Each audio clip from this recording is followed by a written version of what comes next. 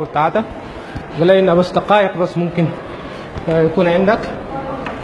وهنا هي موجود حديث عن الفراعنة داخل the tomb Renaissance Egypt barriers.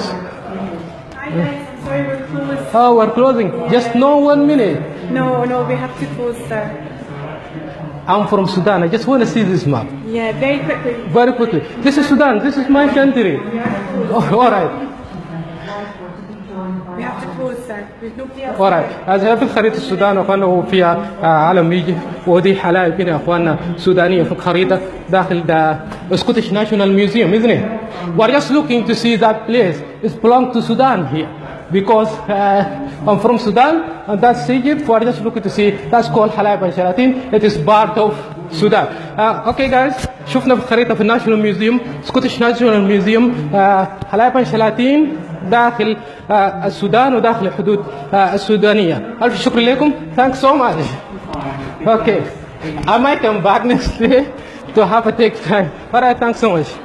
حقيقة أخواننا شفنا أخواننا من داخل سكوتش ميوزيوم سكوتش ناشونال ميوزيوم. نقلت لكم أخواننا حقيقة من داخل المتحف، بس في آخر لحظة سمح لي إن أدخل جناح مصر، لقيت خريطة مصر ولقيت السودان حلايب وشلاتين داخل الحدود السودانية في الخريطة من داخل سكوتش ناشونال ميوزيوم. في آخر لحظة تمكنت يا أخواننا أنقل لكم الحتة اللي إحنا سعينا وحاولنا إننا نصل لها، ولقينا إنه حلايب وشلاتين داخل سكوتش ناشونال ميوزيوم داخل الحدود السودانية في الخريطة اللي موجودة عن إيجيبت في المتحف بتاع اسكتلندا.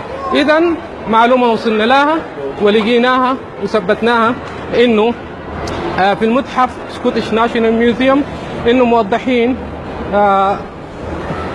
في المتحف إنه حقيقة الجانب بتاع حلايب وشلاتين في المتحف داخل الحدود السودانية، وشفنا ذاك في الخريطة في المتحف هنا يا أخواننا، وكلام جميل جدا. إن شاء الله ننتقل لمتحف آخر وفي منطقة أخرى حتى إنه نقدر نعرف ونوصل الحقيقة والمعلومة عن السودان، وإذا كان في شيء بيورط عن السودان داخل المتاحف البريطانية.